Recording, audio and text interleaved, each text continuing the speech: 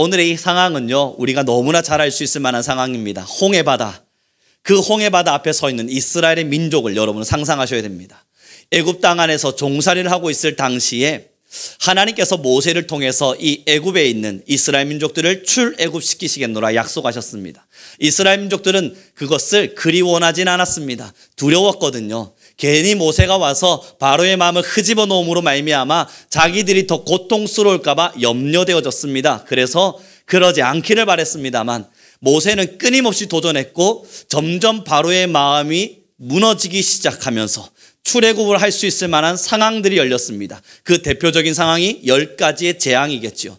이스라엘의 마음에는 적당한 희망들이 일어나기 시작했을 겁니다.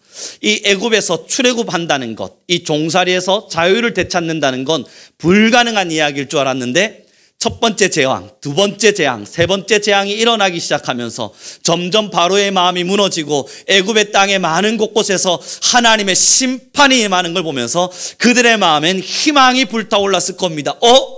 어쩌면 우리 출애굽할 수 있겠는걸. 야, 어쩌면 우리 이 노예 생활을 청산하고 정말로 하나님이 주시는 자유를 향해 갈 수 있겠는걸.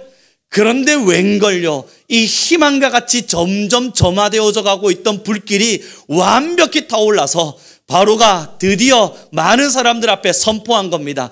가라, 너희 모두 이 애굽 땅을 떠나라. 여러분, 그때 이스라엘 민족들이 너무 행복한 겁니다. 그래서 그들이 가지고 있는 재물, 또 이스라엘이 애굽 사람들로부터 많은 재물들을 가져다가 출애굽하고 있는 이들의 마음속에 희망처럼 가지고 있었던 소원이 성취되어지는 현장이었습니다. 하나님이 얼마나 감사했겠어요. 하나님의 이름이 얼마나 영광스러웠겠어요. 그들의 마음속에 하나님과 함께하고 있다는 그 사실이 얼마나 기분 좋았겠습니까? 그래서 하나님을 향한 찬양, 하나님이 기적을 일으키셨네, 주님께서 우리에게 놀라운 일을 행하셨네 하며 걸어가고 있는데 그리 길지 않은 시간이 지나 홍해를 마주합니다. 괜찮아요. 홍해 정도는 하나님이 건너가게 하실 테니까.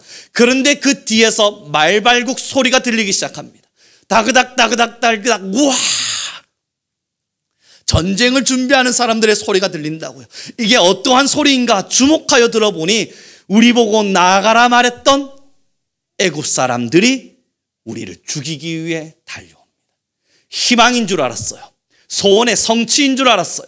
하나님이 일으키신 기적인 줄 알았어요. 하나님이 이스라엘의 눈물을 보셔서 이렇게 우리에게 선물을 주신 줄만 알았어요. 그래서 감사하고 기뻐하며 걸어가고 있는데 아니었네요. 하나님의 심판이었고 이스라엘을 향한 하나님의 절망이었고 이스라엘 속에 있는 무너짐이요 좌절이었습니다. 그러니 여러분, 이스라엘 민족들은 모세를 향해 원망할 수밖에 없는 겁니다. 그 모세를 향한 원망이 왜 이해가 되냐면 꿈을 키워놓고는 소원이라 말해놓곤 이루어주겠다 말해놓곤 이루어진 것처럼 가장해놓곤 결국은 무너뜨려버리니 이 얼마나 속상한 일입니까?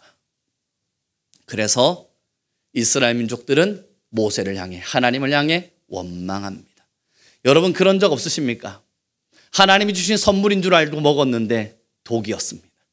하나님께 간절히 기도했더니 뭔가가 차곡차곡 쌓여져 가는 것만 같고, 하나님께서 대단한 일들을 이루어내실 것만 같고, 하나님께서 내게 이 소원을 이루어 주실 것만 같은 기대감으로 부풀게 하셔서 밤잠 이루지 못하도록 마음을 두근거리게 하셔놓곤, 그래서 제 손에 쥐어준 줄 알았는데 하나님 감사합니다. 드디어 이 손에 나에게 그토록 원하는 선물을 쥐어주셨군요. 할렐루야 할렐루야 찬양하며 노래하고 잠들었는데 아침에 눈 떠보니 저주였고 심판이어서 하나님의 선물을 빼앗긴 것만 같은 절망을 느끼신 적 말입니다.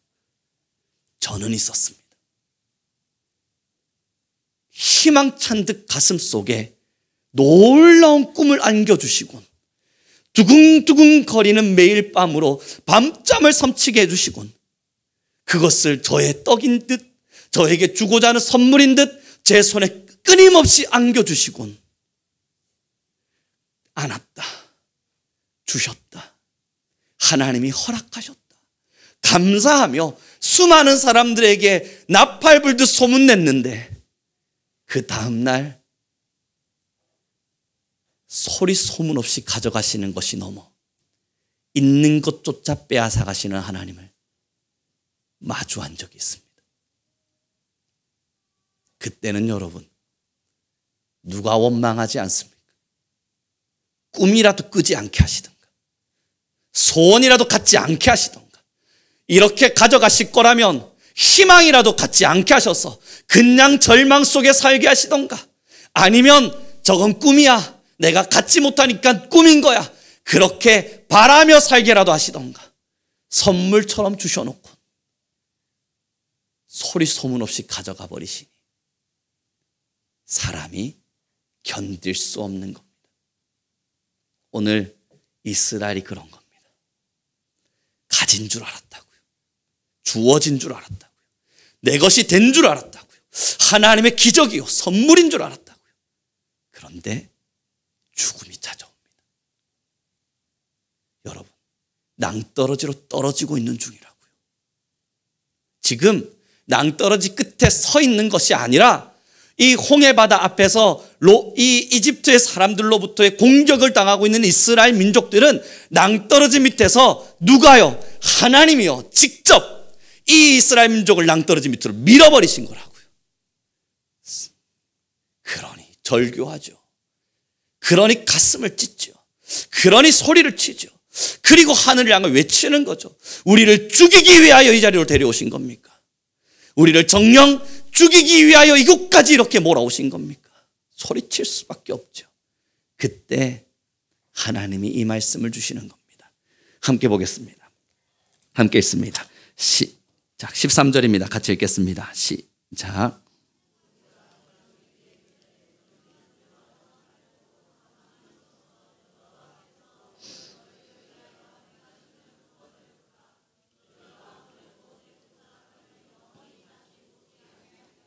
14절의 말씀에는요 여호와께서는 너희를 위하여 싸우시리니 너희는 가만히 있을지니라. 여러분 다시 기억하십시오. 하나님이 낭떠러지로 밀어버렸다고요. 이건 사실입니다. 이건 부정할 수 없는 사실이에요. 낭떠러지 밑으로 밀어버렸다고요. 그때 우리는 으악 살려주세요 외칠 수밖에 없는 상황입니다. 그런데 여러분 14절의 말씀에 너희를 위하여 싸우리니보다 더 중요한 건요 그 뒤에 너희는 가만히 있을지어다의 이 가만히를 히브리어로 번역해서 보면 조용히 있을지어다 잠잠히 있을지어다 아무 말 하지 않을지어다 너희의 입을 다물지어다예요. 이게 뭘 말하냐고요. 낭떠러지 밑으로 떨어지고 있으면서도 입 다물고 있으라는 소리예요. 그 밑에 서서 이제는 나는 죽었구나 끝이구나 모든 것이 끝났구나 외쳐질 수밖에 없는 살려달라고라도 절규해야 되는 그 상황 속에서 이 히브리어 말씀은 너는 잠잠할지어다 그 입을 다물고 아무 소리도 내지 말지어다예요. 그러니 여러분 떨어지고 있는 중에 누가 악 소리도 안 냅니까? 우리가 지금 떨어지고 있는 중인데 이라도 하면서 죽어가야죠. 그런데 주님은 아무 말하지 말고 입을 다물고 있으라 말씀하시는 거예요. 그 이유가 무언가 살폈더니 내가 너희를 위하여 싸우리니. 여러분 이 말을 한마디로 절대 믿음이라 그런 겁니다. 소리칠 수밖에 없는 상황 절벽 밑으로 밀려 떨어져 악소리라도 내야만 하는 그 상황 속에서도 나를 위하여 싸우시는 하나님이 계신다는 것을 믿기에 악소리조차 내지 않고 입을 다물고 조용히 기다릴 줄 아는 자. 이것을 우리는 다시요 절대 믿음이라 그럽니다. 적당한 믿음 하나님이 싸워주시겠지라고 하는 가정을 두고 있는 믿음이 아니라 하나님이 반드시 싸워주실 거라는 걸 믿고 나의 입을 다물고 어떤 것도 조치를 취하지 않은 채 하나님 뒤에 잠잠히 서서 죽이시는 것도 하나님이요 낭떠러지로 미시니도 하나님이요 여기서 건지시리도 하나님이시니 무엇입니까? 내 인생의 모든 주권이 아버지께 있음이니 주여 나는 아버지의 뜻을 따라 갈 뿐 그저 주의 뒤에서 하나님이 무엇을 일하실지 기다리겠습니다. 여러분 이 기다림에는요, 이김을 반드시 같이 달아오지 않습니다. 이김이라는 것 자체가 반드시 나와 함께하는 것이 아닙니다. 하나님께서 아무 말 없이 기다리라는 이 말 앞에는 반드시 너희에게 승리를 주겠다는 가정을 두고 있는 게 아닙니다. 때로는 죽음이 선물되어지더라도, 때로는 우리가 원하지 않는 결론 앞에 서게 되더라도 주님은 질문하시는 겁니다. 믿느냐? 너희를 이끌어가는 이가 나 여호와임을. 그 주권을 하나님 앞에 내어드리는 것, 그것이 바로 잠잠히 있을지어다예요. 그 마음을 가지고 13절 14절을 우리 다시 한 번 더 읽어보았으면 좋겠습니다. 함께 읽겠습니다. 시작.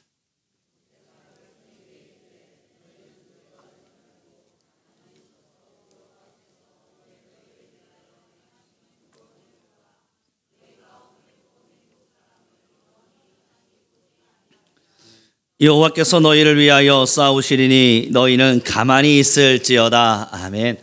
여러분, 저도 자녀를 키우다 보니까요, 아이들이 뭔가를 제게 부탁할 때가 있습니다. 얼마 전의 이야기였습니다. 저희 딸아이가 뭔가를 열다가 봉지에 있는 걸 열어서 먹어야 되는데 잘 안 열렸나 봅니다. 제게 와서 이걸 도와달라 말했습니다. 이것 좀 오픈해달라 그랬죠. 저는 얼마든지 해줄 수 있는 일 아닙니까? 가져와라. 그리고 여러분, 제가 손을 잡고 힘을 주고 조금 열라 그러니까 자기가 보니 지가 할 만한가 봐요. 갑자기 제 손을 탁 잡는 겁니다. 그리고 말합니다. 내가 할게. 그래서 도와달라 그런 거 아니었어? 할 수 있을 것 같아. 아, 그래? 그리고 나서 아이에게 그걸 다시 주고 해보아라 그랬죠. 여러분, 아이가 아무리 끙끙대도 못해요. 그러면 저는 요청하는 겁니다. 줘, 아빠가 해줄게. 그럼 여러분, 아이도 기쁜 마음으로 소에게 맡기고 제가 열어줄 때까지 가만히 있으면 됩니다. 그럼 여러분, 아빠가 알아서 해요. 제가 이렇게 연락하니까 그거 아니야. 뭐가 아닌데? 거기 잡으면 안 되고 여기 잡고 열어야 되는 거야. 이 길을 잡으나 여러분, 왼쪽을 잡으나 오른쪽을 잡으나 전 다 열 수 있습니다. 그런데 아이는 왼쪽에서 열려고 하는 저를 보며 아빠 다급히 불러 세웁니다. 왜? 거기 잡으면 안 돼. 아, 그래? 그럼 어디 잡을까? 오른쪽 거기 잡아야 돼. 아, 그래? 여기 잡고 여는 거야? 그리고 제가 닫고 또다시 열려 그러니 아이가 또 훈수를 둡니다. 아빠, 왜? 그렇게 하면 안 열려. 위에서 아래로 당겨야 되는 거야. 알아요. 저 압니다. 지금까지 인생을 살면서 그 정도는 배웠습니다. 또 훈수를 둬요. 여러분, 그쯤 했으면 아빠가 또 알아서 하겠죠. 거기 끝까지 덤벼들어서 제 손을 잡고 따라해봐 이렇게 하는 거야. 그냥 자기가 하지 왜 그렇게 저에게 못 믿어온 듯이 끝까지 저를 조정하려 합니까? 사랑하는 성도 여러분, 기도하셨잖아요. 하나님이 우리의 인생을 주관해 가신다. 우리는 철저히 믿는다 말했잖아요. 꼭 그렇게 하나님의 손을 잡으셔야만 했겠습니까? 일하시는 하나님을 기다리지 못한 채 다급히 불러 세우곤, 하나님, 제가 원한 거 아시죠? 왼쪽이 아니라 오른쪽으로 해야 된다는 거 아시죠? 내가 원하는 대로 가려면 이리로 가야 된다는 거 아시죠? 끊임없이 하나님께 내가 원하는 것을 그렇게까지 목소리 높여가며 소리쳐야만 했습니까? 절박한 상황이라 그랬다고요. 내가 너무나 절박하고 내가 너무나 위기 상황 앞에 서 있을 수밖에 없어서, 그래서 하나님이 하실 줄 알면서도 절박해서 하나님께 소리칠 수밖에 없었다고요. 이스라엘 민족이 그랬습니다. 그때 주님이 말씀하신 거예요.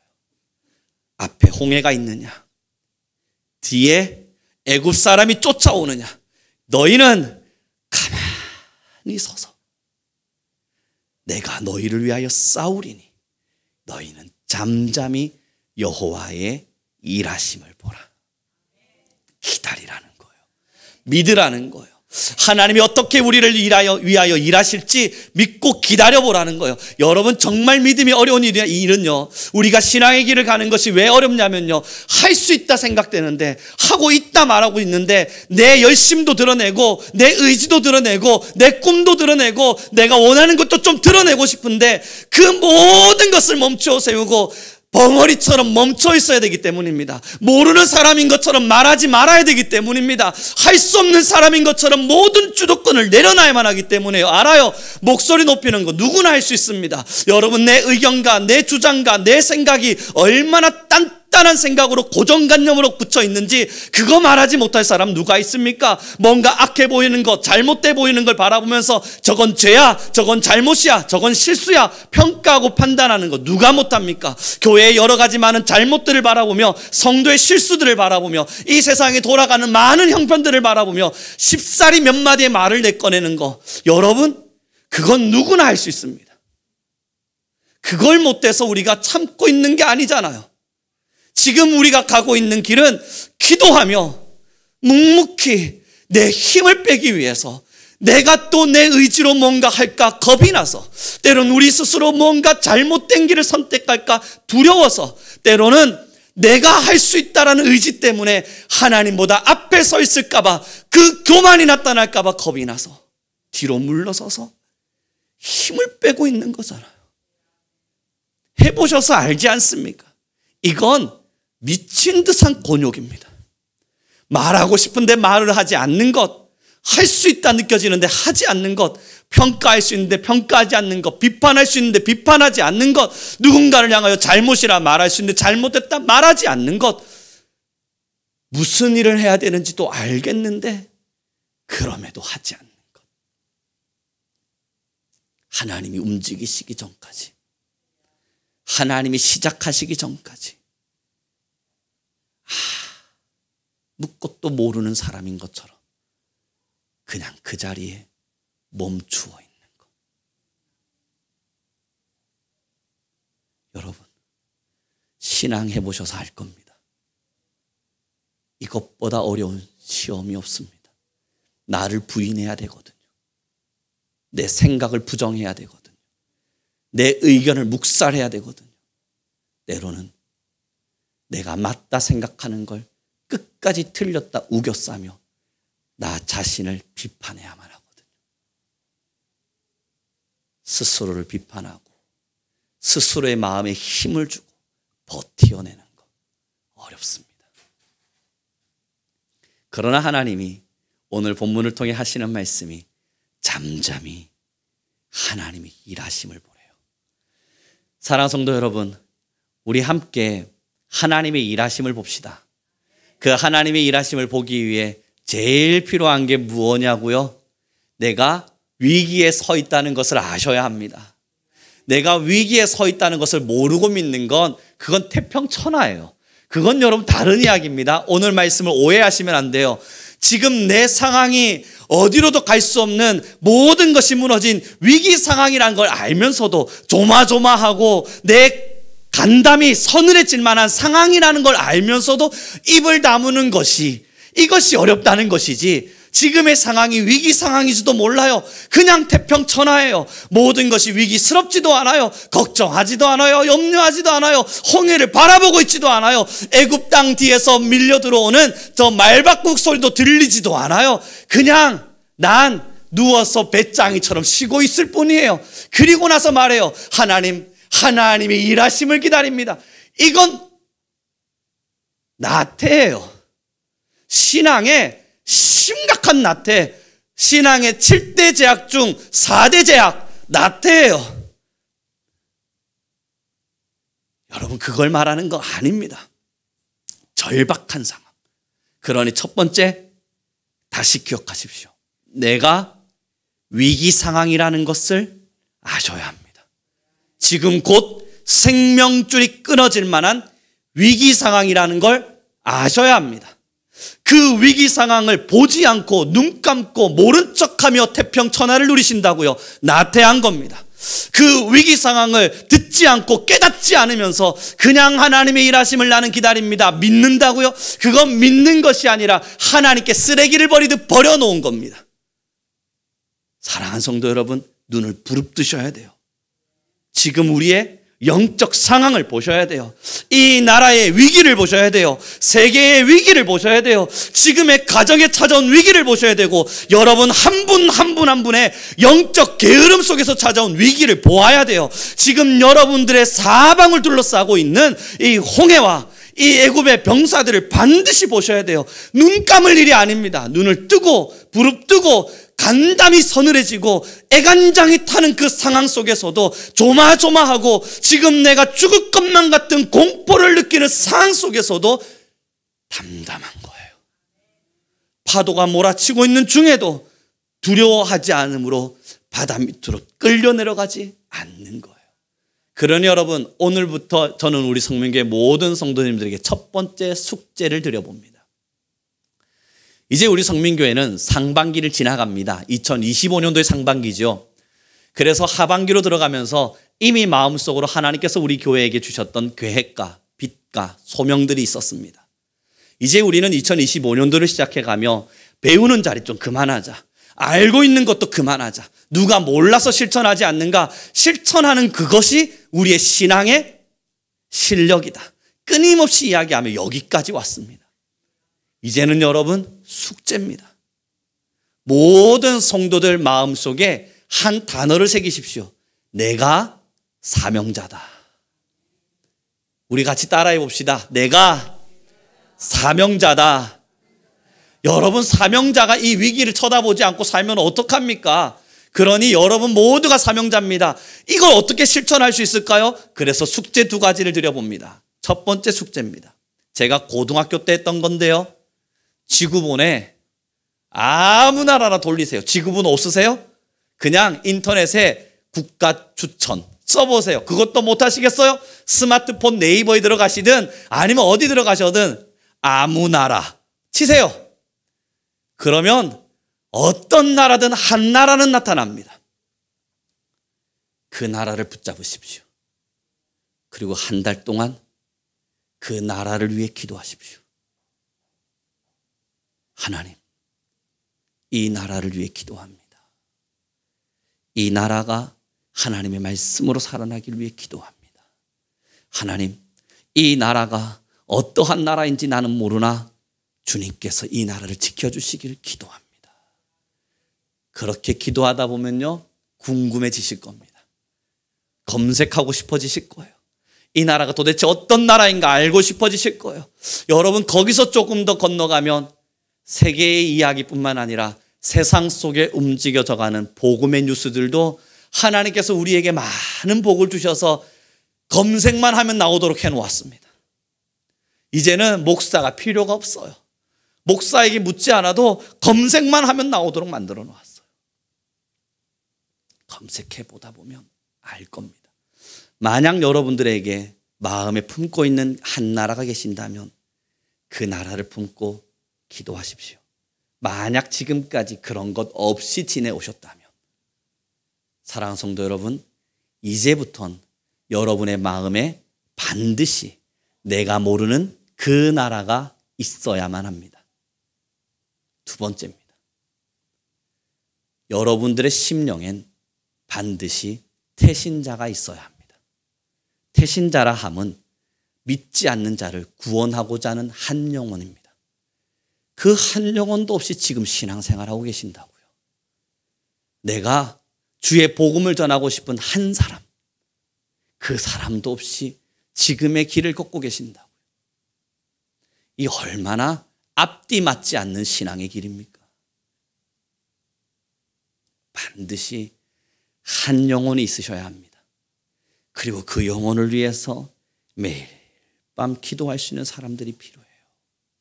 한 영혼, 한 사람들을 말입니다.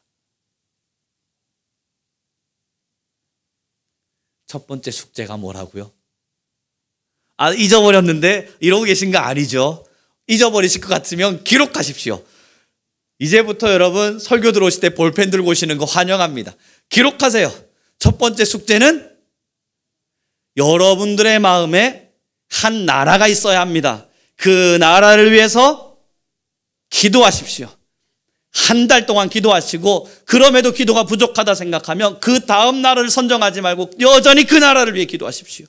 그 한 달이 또 지났는데도 다음 나라 선정보단 그래도 아직 기도가 더 필요하다 생각되면 또 그 나라를 위해 기도하십시오. 그러니 한 나라는 반드시 있어야 됩니다. 두 번째 숙제가 뭐라고요? 믿지 않는 한 영혼은 반드시 있어야 됩니다. 그거 없이 신앙하면 오늘 정답을 드리죠. 죽은 신앙인입니다. 하나님이 주신 지상 명령조차 붙들고 살지 못하는 죽은 신앙인입니다. 겉만 번지르 하여서 빈수레와 같이 내가 가진 성경 지식만 교회에서 뽐내기를 원했던 죽은 신앙인입니다. 우리가 가지고 있었던 신앙의 습관을 믿는 자들에게 보여주는 걸 좋아하면서도 믿지 않는 자들에게 보여주지도 못하는 연약한 신앙인입니다. 내가 가지고 있는 하나님에 대한 사랑을 교회 안에서는 어김없이 드러낼 수 있으면서도 하나님의 사랑을 모르는 사람들에겐 부끄러워하는, 주님의 이름을 부끄러워하는 사람들입니다. 우리는 그 정도의 신앙을 배우지 않았습니다. 꼭 두 가지의 숙제를 진행해 주시길 다시 부탁드려봅니다. 이런 의미에서 우리 옆 사람에게 인사합시다. 꼭 합시다. 안 할 걸 뻔히 알지만 그러나 해주실 걸 믿기에 이제 저에게 필요한 것이 우리 살아가는 성도님들을 향한 절대 믿음이겠네요. 저는 잠잠히 우리 성도님들이 하시리라 믿으며 가면 되겠죠. 5월에 들어서면서부터 우리 교회가 가지고 있었던 첫 번째 계획은 기도의 일꾼들을 모집하는 거였습니다. 2025년도 기도를 했습니다. 하나님, 어떻게 이 교회와 하나님의 나라를 위하여 우리 교회가 가야 할까요? 막 기획하고 계획하고 구성하고 준비하며 나아가면서 하나님이 저에게 주셨던 마음은 5월이 시작되면 이 모든 것들을 준비가 끝난 후 너는 기도의 일꾼들, 하나님의 사람들을 모으라 라는 마음이 있었습니다. 이제 5월이 다가왔습니다. 저는 하나님께서 우리 교회 내에 그러한 준비들을 철저히 시켜주셨으리라 믿습니다. 이유는 우리 모두가 다 사명자이기 때문입니다. 그러니 여러분, 나라를 위해서 기도하는 것과 태신자를 위해서 기도하는 것들은 여러분들이 마땅히 하셔야 될 일들입니다. 그럼 지금 5월부터 시작되게 될 기도 일꾼들을 모집하겠다는 건 두 가지입니다. 첫째, 교회가 가고자 하는 사역을 위해서. 둘째, 그리고 이곳 속에서 지혜가 흐트러지면 안 되고 영이 끊어지면 안 되는 이 부족하기 짝이 없는 목사를 위해서. 딱 두 가지만을 놓고 매일 기도해 줄 전담 기도 일꾼들이 필요합니다. 전담팀이라고 그러죠. 요즘은 수사도 전담팀 꾸려서 하더라고요. 뭐 하다 안 되면 특별팀 꾸려다가도 하더라고요. 지금 우리가 만들고자 하는 5월달은 그 특별팀들을 만들고 그분들이 교회를 위해서, 교회가 이제부터 가고자 하는 사역을 위해서 기도하고 목회자를 위해서 기도하는 특별 수사팀, 특별 기도팀들을 마련해 보려 합니다. 왜냐고요? 이제 우리가 가고자 하는 길엔 기도의 힘이, 동력이 붙여지지 않으면 인생의 자랑만 드러내다 끝날 테니까요. 여기에 기도의 동력들이 붙지 않으면 이 모든 것에 교회의 자랑만 드러내다 우리 교회가 무엇을 이루어냈는가 명패만 쌓다, 그렇게 교회의 역사가 마무리되어 갈 테니까요. 우리가 원하는 건 가만히 있어서 하나님이 일하시는 걸 보는 거거든요. 그렇습니다, 여러분. 이제 교회가 가고자 하는 이 한 걸음 한 걸음에 여러분의 한 발자국들이 필요합니다. 우리 성민교회가 걸어가고자 하는 하나님의 소명 속에 우리 모두의 마음들이 필요합니다. 사랑하는 성도 여러분, 이 나라는 위기 상황입니다. 안 보고 있다면, 안 보이신다면 이제 보셔야 합니다. 안 보였다는 것은 영적 나태에 있었다는 것이고, 지금까지 못 봐서 기도하지 않았다는 것은 이제라도 깨달아 달라는 하나님의 소원이고 하나님의 소명이실 겁니다. 지금 우리 앞에는 홍해 바다가 놓여 있습니다. 눈 감으시면 안 돼요. 위기 상황을 느끼셔야 돼요. 여러분, 우리 뒤에는 애굽의 지금 병사들이 우리를 죽이기 위해 달려오고 있습니다. 이거 못 느끼시면 안 돼요. 그래서 늘 푸른 초장 기도장에 누워서 하나님께서 오늘도 나를 이끌어 가셨네, 그런 태평천하한 소리를 할 때가 우리는 아니라는 것을 이제 모두가 자각하셔야 됩니다. 위기 상황이에요. 낭떠러지로 떨어지고 있는 상황이에요. 이 상황 속에서도 하나님을 기다릴 줄 아는 절대 믿음의 사람이 필요한 겁니다. 우리 함께 이 길을 걸어가는 겁니다. 이 길을 걸어가기 위해 기도의 사람들이 필요하고, 이 길을 걸어가기 위해 전 성도가 사명자의 마음으로 달려가줄 용기가 필요한 겁니다. 눈을 뜨세요. 영적인 영안을 여세요. 여러분들의 심령에 어두워져 버린 곳곳마다 죄를 지워내고, 지금 하나님께서 이 세상을 향하여 얼마나 통곡하듯 울부짖고 계신가, 하나님의 음성을 들어보세요. 지금 우리 스스로 나의 집에 먹을거리가 떨어지지 않았다 감사하기보다, 지금 하나님의 눈물을 보시고 지금 내 삶에 어려움이 차지 않았다 라는 마음으로 태평천하를 누리기보다, 지금 하나님께서 애간장 타는 마음으로 세상을 바라보고 계시는 이 시선을 여러분 꼭 보세요. 그거 보지 못한 채 신앙하다 보면 결국 영적 나태에 빠져 하나님의 말씀을 벗어난 거짓 교사들이 될 겁니다. 이제 말씀을 정리해 가겠습니다. 하나님이 우리를 대신하여 싸워 주실 겁니다. 우리가 지금 싸움하자는 거 아닙니다. 우리가 싸울 수 있으니까 싸워보자고 말하는 것도 아닙니다. 우리 교회는 이만한 능력이 있으니까 이런 능력들을 한번 행해보자 라고 말하는 거 아닙니다. 혹여라도 그런 생각이 저에게, 우리 성도님들 누군가에게라도 자리 잡힌다면 하나님은 우리가 가는 길을 또 멈춰 세우실 겁니다. 그리고 기다리라, 잠잠히 기다리라 말씀하실 겁니다. 사랑하는 성도 여러분, 기억하십시오. 우리는 못합니다. 우리는 할 수 없습니다. 우리가 힘을 모으면 할 수 있냐고요? 못해요. 우리가 뜻을 같이 하면 할 수 있냐고요? 안 돼요. 절대 안 돼요.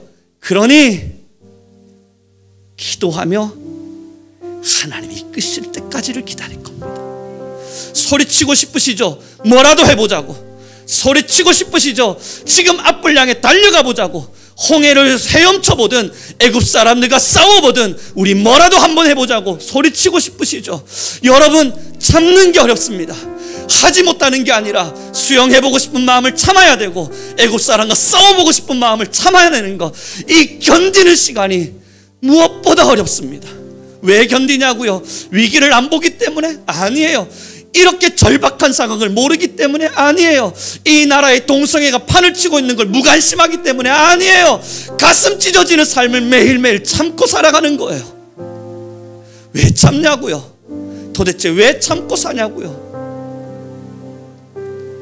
섣부른 한 걸음 속에 인생은 변질되거든요. 아무것도 아니라 생각하고 내비뒀던 한 발자국에 믿음이 변질되고 의도가 변화되고 순수성을 잃어버리거든요. 전 지금까지 신앙하며 그걸 배웠습니다.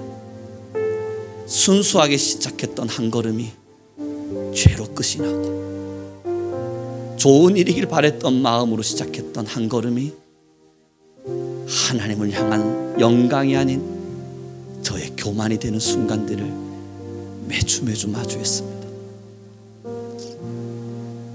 견디는 게 어렵습니다. 그래서 이번에는 숙제로 기도밖에 드릴 수가 없습니다. 기도합시다. 더 기도하고 또 기도해서 한순간이라도 우리가 할 수 있다는 의지, 이렇게만 되면 될 것만 같다는 생각, 그 모든 것들이 철저히 부서지고 절박한 위기 속에서도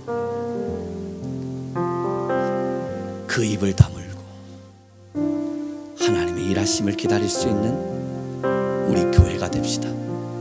함께 기도하며 나아가길 소망합니다. 이 시간 우리 같이 기도하며 나아갈 때요, 주님, 이제 우리 성민교회가 그 나라를 품는 교회가 되게 하여 주십시오. 이제 우리 성민교회가 한 영혼을 품는 성도가 되게 하여 주십시오. 그리고 이제 우리가 할 수 있다는 마음과 해보고 싶다는 마음을 내려놓고 하나님이 일하시고 하나님이 움직이시기까지 우리의 이 절박함을 묵묵히 기다려갈 줄 아는 우리 교회들이 되게 하여 주십시오. 지금 이 시간 우리 주여 한번 부르시고 간절히 기도하며 나아가겠습니다. 주님